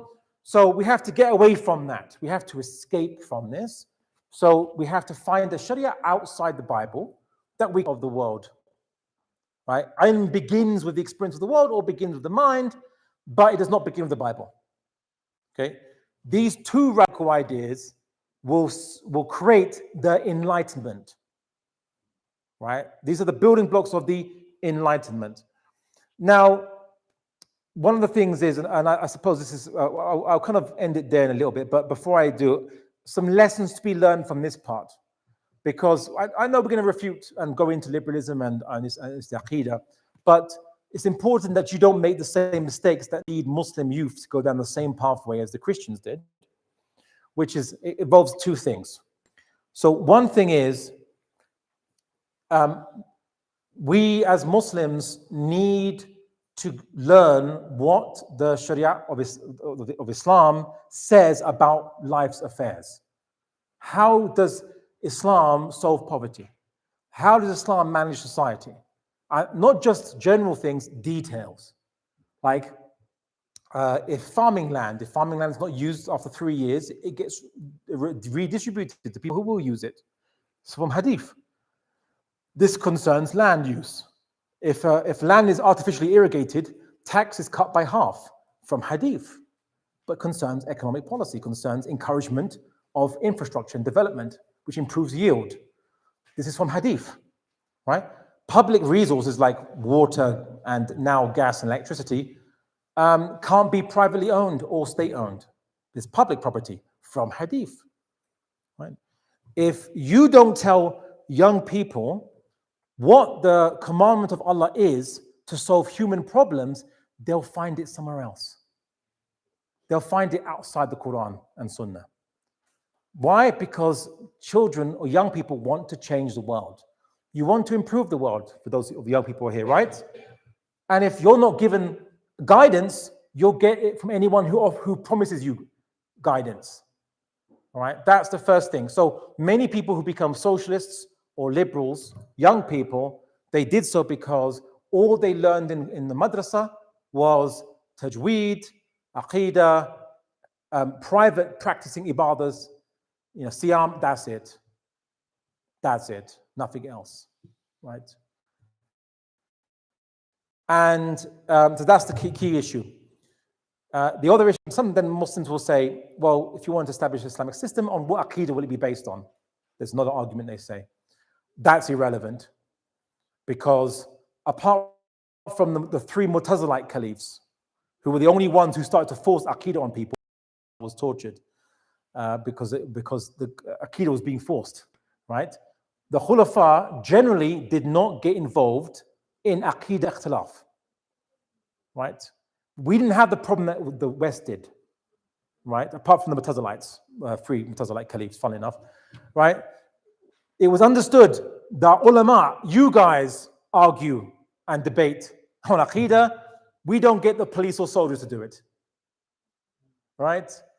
You want to call to the haqq, you're not going to force it. You're not going to force it. So some of these Christians had the right argument, which is the leader can't compel you to change your beliefs, right? So on this, the ulama have to debate each other, right, and argue and write books. Ideally, it should be only amongst the ulama, not the general people shouldn't be involved, because this is some of these ikhtilaf issues are way above the average guy's ability to understand the nuances of Arabic or other Quranic discussions. But anyway, so people say we want to re-establish the Islamic system, i.e. the Khilafah, which is the only Islamic system, the only one, and the one that there is complete ijma across all sects, all schools of thought on. The Aqidah of the Khalif is irrelevant, because as long as he's Muslim, as long as he's called a Muslim, even if he follows a deviant school of thought, but there's udhr bil jahl, you can make excuse for him, his ignorance. Ahmed bin Hanbal made excuse for the Mutazilite Caliph, even though he said the Quran being created is kufr. It's a kufr idea. The Quran being created was a Mutazilite belief, right? Remember the Mutazilites, they said this? If Ahmed bin Hanbal said, even despite that, maybe he doesn't know any better, we have to still obey him as our leader, right? That's point number one. Point number two, what you're going to see in the next session is what led the West to develop liberalism and these ideas was the answer to the problem of what to do with the tyrannical leader.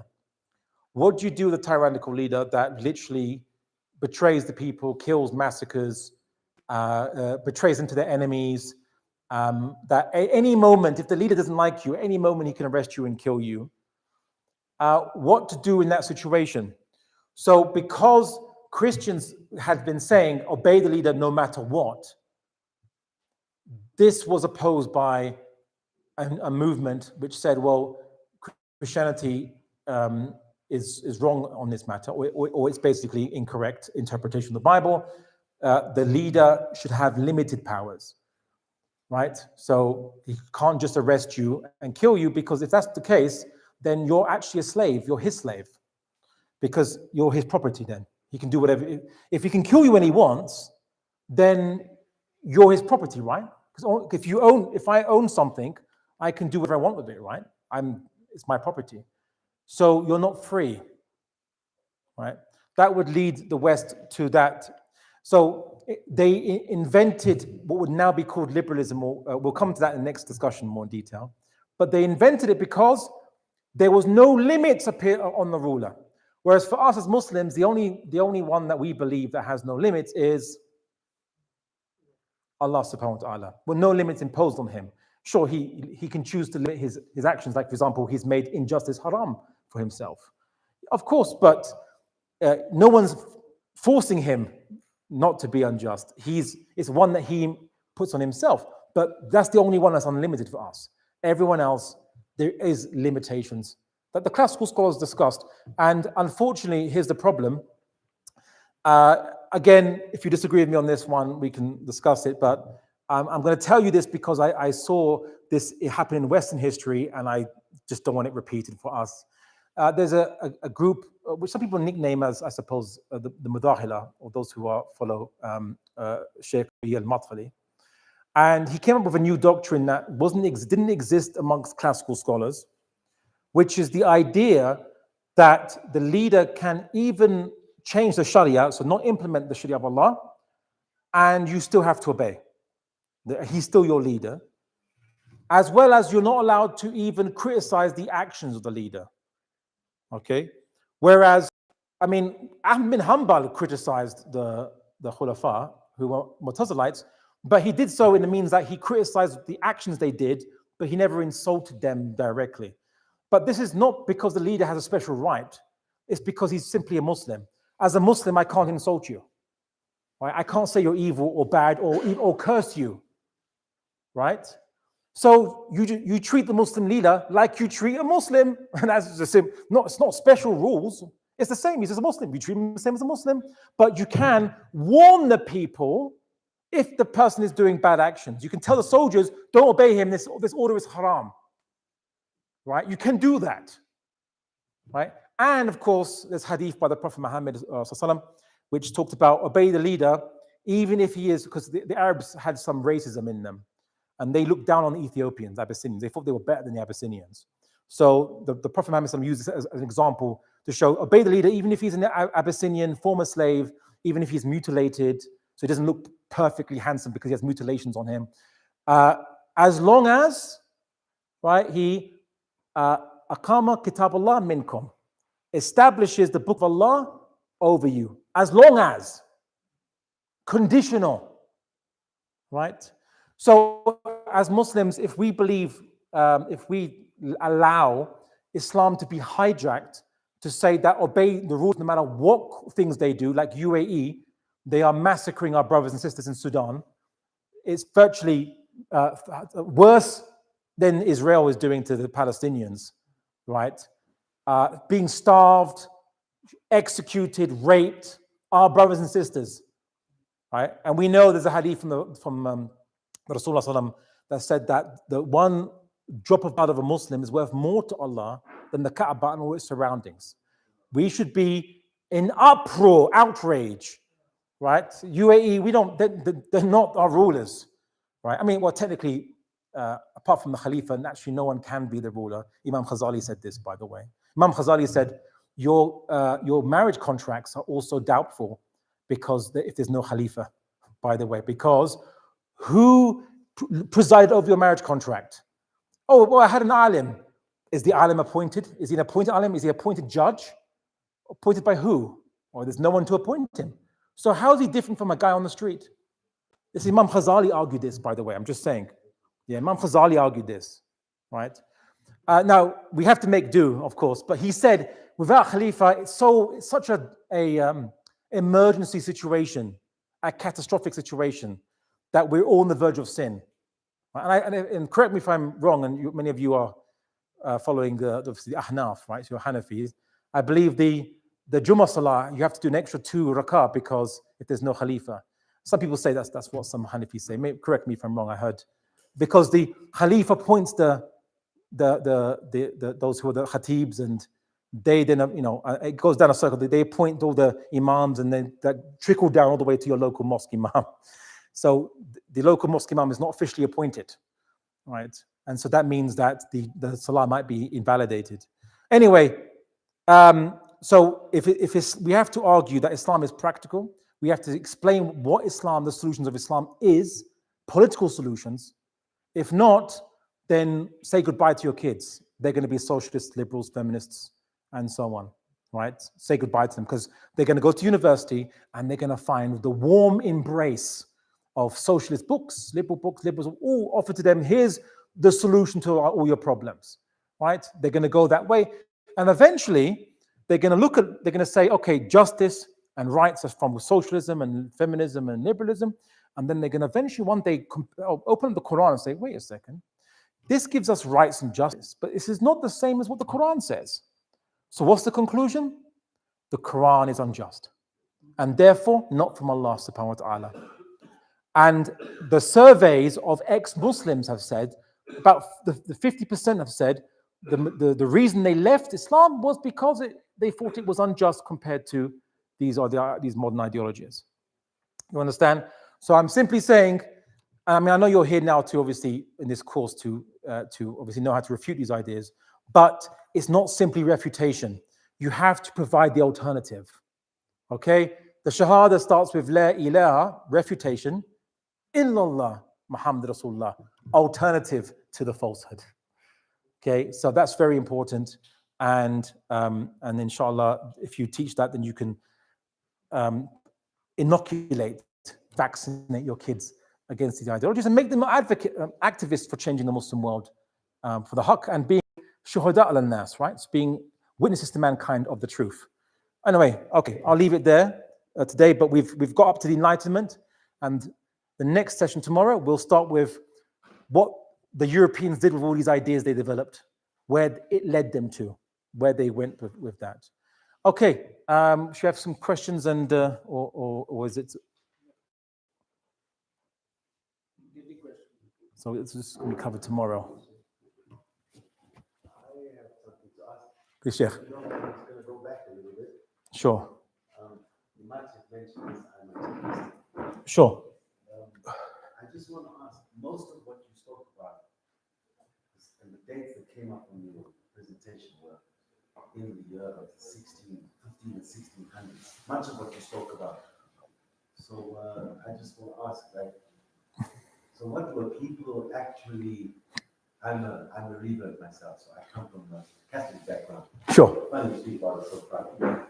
But a lot of what you spoke about. Me too, by the way. Portuguese. Oh, really? Okay. So a lot of it come from the 15 and 1600s period of time. So what were people reading? What were they referencing to as a guidance? Because I think more or less that time is also when the Bible was translated into English. Yeah. What were people actually using as a reference as the Bible? Because we know there's many Bibles. The Catholic have a Bible, the Protestant have a Bible. None of them are actually quite the same. Some of them. Yes. From 66 books to 81 books, etc. So, what were they actually referencing as to a guide? Okay, that's a very good question. So, what were the Christians in the 1500s and 1600s generally reading? The large majority of people, many were illiterate, and they relied on their priests to tell them what the Bible said and to give them lessons. They didn't directly read the Bible. It was in Latin. They didn't speak Latin. Only the church clergy and rich nobles, Calvin, others, they were from these backgrounds. They learned Latin. They read the Bible. So it was based on them learning and teaching of the Bible into English. It wasn't as controversial as most people have said, but basically when the Bible was English and French and so on, then it started to become more accessible but it was led by the Protestants, because the Protestants thought that Christians should directly access the Bible and not trust the ulama, you could say, of their time. Do not trust the ulama, read the text directly yourself. Is what they did. And I think there's a lesson there for Muslims, which is not that the average person should ignore the ulama and read the Quran themselves, because they'll be reading translations anyway, and it's only a limited understanding of the Quran anyway, or the Sunnah. But rather, what Muslims should be taught is, if you can't speak Fusha, Arabic Fusha, you can't speak Arabic, classical Arabic, and you're not trained in not just Arabic, but also you have to learn contextual knowledge of the time of the Prophet Muhammad to understand what the Quran or Hadith might be referring to as well, not just Arabic language, but these other things. That you should simply approach the ulama with only asking for dalil from ulama. So the ulama shouldn't say, I give you a hukum and that's it. And this is what the classical scholars said, by the way, that the saying of a scholar is not dalil, but they have to give dalil when they explain the hukum. Right. So as Muslims, the average, as a layperson myself, I must take from scholars if I see them explain why they say what they say. Right. There are some exceptions. If you're a new Muslim and you have to pray, you can't just study all different fiqh. So you can take from those you accept and you trust on many things. But ideally, the average Muslim should know what they are doing based on the dalil behind it. They should know why they are practicing the fiqh they are doing. They just can't derive it themselves, but they should at least know the dalil behind it. But the Protestants went ghulu, they went much more extreme, where they said, no, anyone can read the Bible and come up with their own understanding, even from their own language interpretation of the Bible. Okay, not all Protestants, because there's a spectrum of Protestantism. Some said, no, only the scholars of the elders of the church can explain it and whatever. But there was a spectrum. There was extreme on one side and extreme on the other side. But yeah, so that's what happened. So I guess to answer your point is, the average Christian at that time, they couldn't read anything. They didn't have any. They had to trust either the Catholic Church or these new Protestant thinkers that said, oh, I know what the Bible says better, and I can quote it better than you. Actually, what got people to convert to Protestantism over Catholicism is the Catholics would say, this is the ijma of the Catholic Church, you should follow it. Whereas the Protestants would say, I'm quoting from the Bible now. So here's what the Bible says. So follow me because I give you dalil. Right? So that's actually how they won people over to their new sects. So that's what I suppose the ulama today should do, like the classical scholars of today, is whenever you give a hukam, explain the dalil, not just the hadith and Quran, but also obviously the mantiq or whatever, the logic behind how you derived it, at least so the average person understands the hikmah behind the hukam and understands it. So people follow better when they understand the reason behind something. And of course, some things are explained without simply just saying halal haram. Like, for example, a young man comes to the Prophet Muhammad sallallahu alaihi wasallam and says, Ya Rasulullah, make zina halal for me. Right? He wants to make zina halal for him. So what did the Prophet Muhammad sallallahu alaihi wasallam say? Did he say, haram alayk, aib alayk, like this is forbidden for you, shame on you, how dare you, the Quran says this, it's haram and hadith says haram. He didn't say that. Right? He said, would you like me to make it halal for your mother? So the boy says, no, I wouldn't like that. So then, to paraphrase, how can I make it halal for you? So the man understood. I get it. Right? I understand the hikmah behind it. Because the man knew it was haram. He knew it was really haram, so telling him it's haram is not going to do anything to him. Like, if you see sisters on the streets taking off hijab, then they're doing it not because they didn't know hijab is haram, is fard. They didn't know that.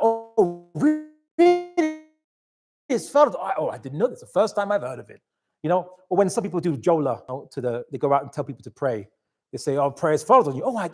Well, the reason I hadn't been praying was because I didn't know it was fard. But now you've told me, right? Now I'm going to do it. No, there's something else going on. So you have to explore what's the roadblock to it. Is it because they think they don't have enough time, or they're chasing other things that they think is important, or they taught Islam as a cultural idea. So for them, they're balancing other things along with Islam, as opposed to Islam being their only purpose in life, which is a different way to look at Islam. It's the real way to look at Islam. So hikmah, right? Judgment, how to achieve the objective, hikmah, right? I often say we have students of knowledge, but we don't have students of hikmah. Right. So to answer your point in a very elaborate way, anyway, which is that's what happened in that time. Average Christian didn't have access to books, but many were persuaded because these new preachers came who said, "Look, here's what the Bible says. Look, my arguments are supported by the Bible. Here's dalil." Oh, okay. But my priest didn't give me dalil. He just said the church says this, and so I must obey. Right. So that's why. Okay, any other questions on what we said? Okay. You go ahead, brother. The Crusaders also, in terms of persuading or confessing people to converting to Christianity as well. So did the Crusaders force? Yes, like playing a vital role in changing people into Christianity by instigating fear mongering people. So there were, you could say, 3 crusades. 2 were like what you described. So the second crusade is the one you know about, or the second series of crusades, actually, which was fighting back against, as they called it, the Muslims and conquering Palestine and holding Palestine against Muslims. And after they massacred many Jews and Muslims, they were some Muslims they left in lands to be farmers and things like this. But they weren't too bothered about conversions. They wanted to politically control the Holy Lands, and so it was about political control. The first crusade, which most people don't realize, is in Spain and Portugal, modern day Spain and Portugal, which is basically the Reconquista, as they called it, where in a way Europeans learned how to colonize actually by doing it in Europe first, which is they would build castles close to Muslim cities or lands, harass the Muslims until Muslims leave, or they would besiege a city. And they would then slowly build more castles closer, again, taking a bit more land and incrementally pushing out the Muslims by using these castles as bases to harass and attack Muslims and farmsteads and things like this. So they learned how to colonize. from Spain and Portugal. And then, of course, once they controlled the land, they simply gave a ultimatum. Okay, first we tolerate Muslims, but then, okay, now we're not going to tolerate anymore. You have a choice. You can leave, or you can become Christian, or you can die. One of the three, your choice. And so many Muslims left and went to North Africa ultimately. So that was the first crusade. The third crusade was in East Europe against Eastern Christians and pagan Polish and Slavs and Slavs, Eastern Europeans. Basically, they would the Teutonic Knights, the German knightly order would have a crusade, and they would massacre people and force Lithuanians, who are some are pagans, some are Eastern Christians, but they were all considered to be kuffar, and they would force them either massacres or force convert people to Christianity, or they would get a prince that they captured, or a prince they would say, look, we're going to invade you unless you become Christian. So the prince might say, okay, I become Christian. Okay, now force your people to become Catholic Christians, that is, otherwise we will invade and kill you. So that happened. So that actually did happen, yes. But the main crusade, the most famous of the crusades, you might say, it wasn't about forced conversion. They didn't do really forced conversions that much. There's one thing we did this out there, Sheikh, is they also, like in my cases, modern times, there was schools, there were hospitals, there were homes and hostels, so you automatically became trapped in that vicious cycle. And somewhere along the line, you found yourself in that following. So that was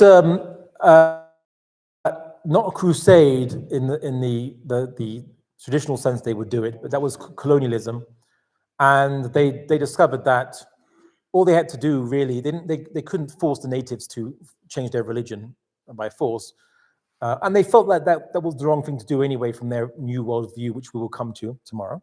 So instead they said, no, you don't have to.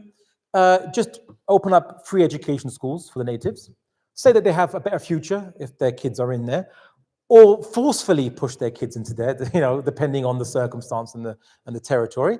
And then in that place, the kids are open minds,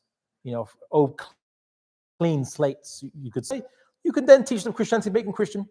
And so you can wait out the pagan religions or Islam or whatever's there. You can just wait. The next generation will become Christian. No need to force anyone or kill anyone to do that. Just time will do it for you with these new institutions that you impose on the people. So that was a strategy they used. Yes, yeah, and still probably do. Yeah, there's something called rice Christians, where they'll go to countries that there's not much food, and they'll say, if you want food, your kids have to go to our church and just have to read Bible, read a book. Then you'll get rice, you'll get these things, and that was one strategy they do today. Rice Christians, they call it. But yes, but that's not a crusade, technically. But in the next session, we'll go through then the ideologies they developed, but then and how they spread them, their version of jihad, colonialism.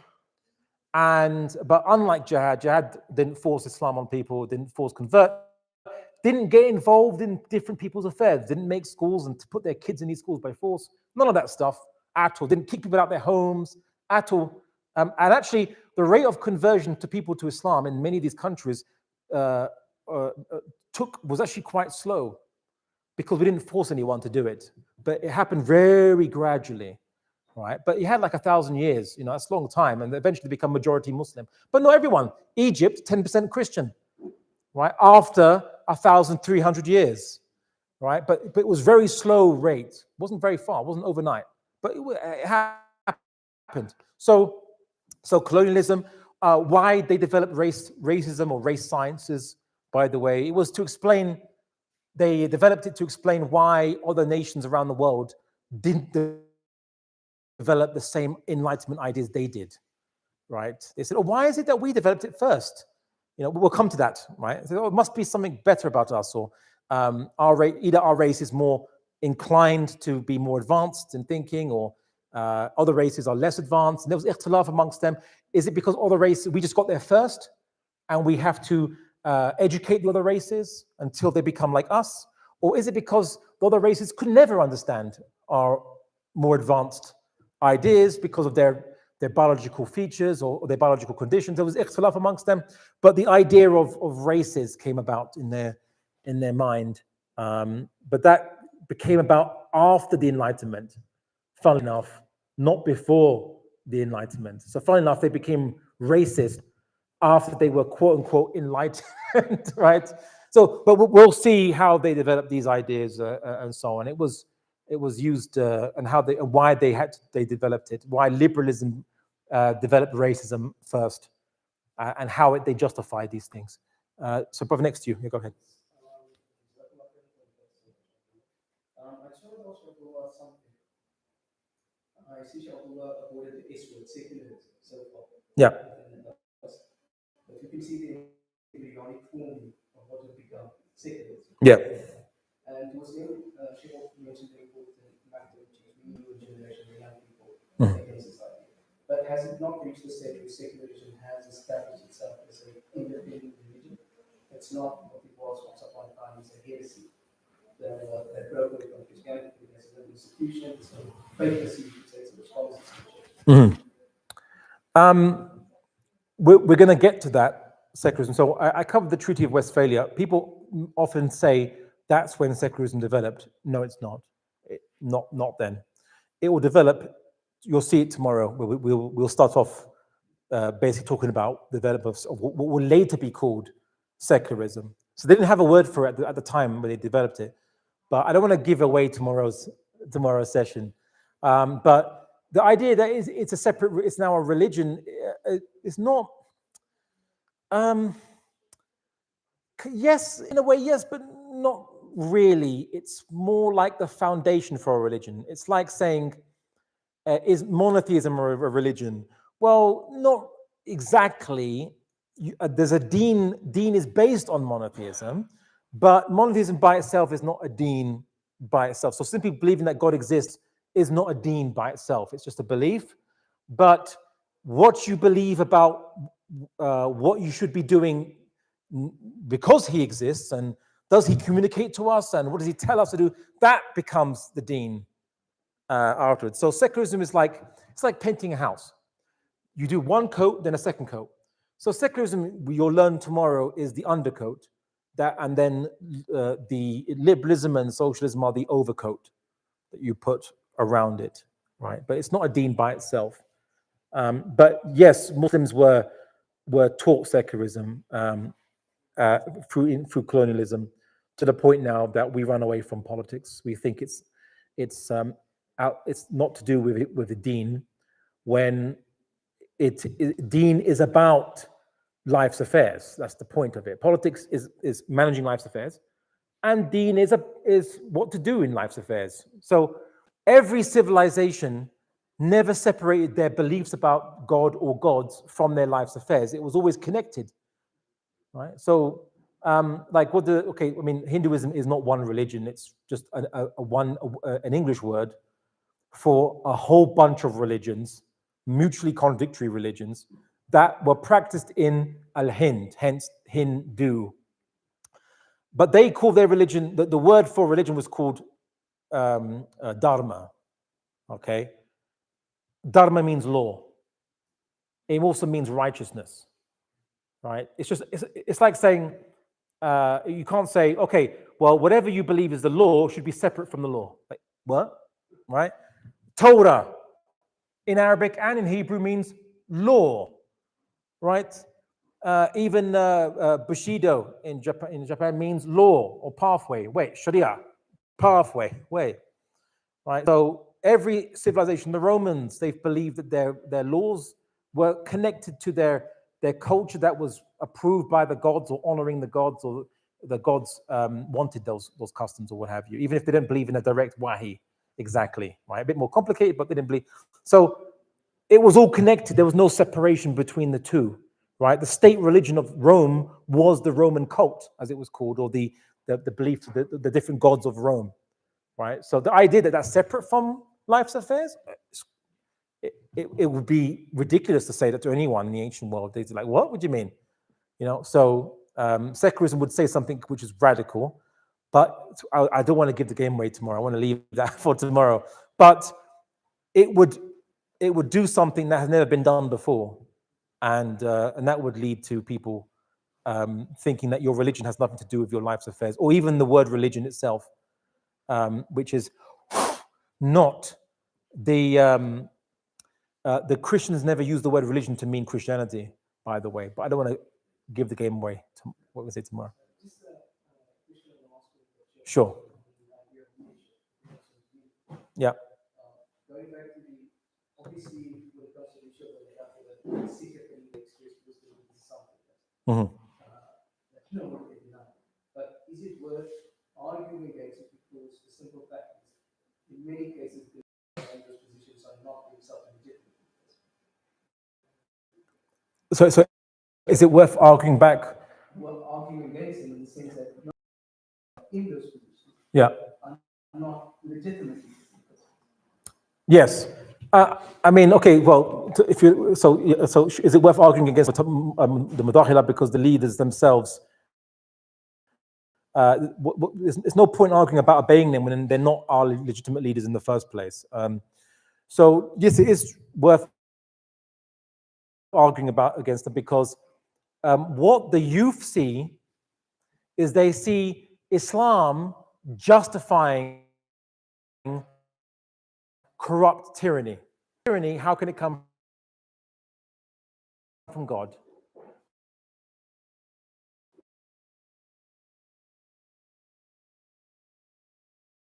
That's what the youth see.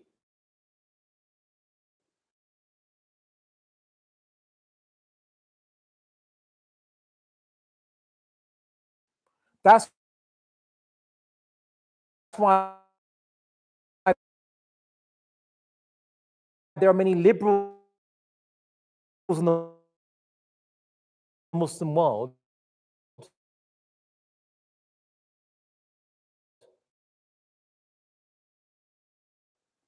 who they do criticize the leaders and rulers, and they say if you want to, and of course it leads to weird things like, okay, don't criticize the UAE, Abdullah, that's your ruler. No, it's not. I'm in Britain. I'm not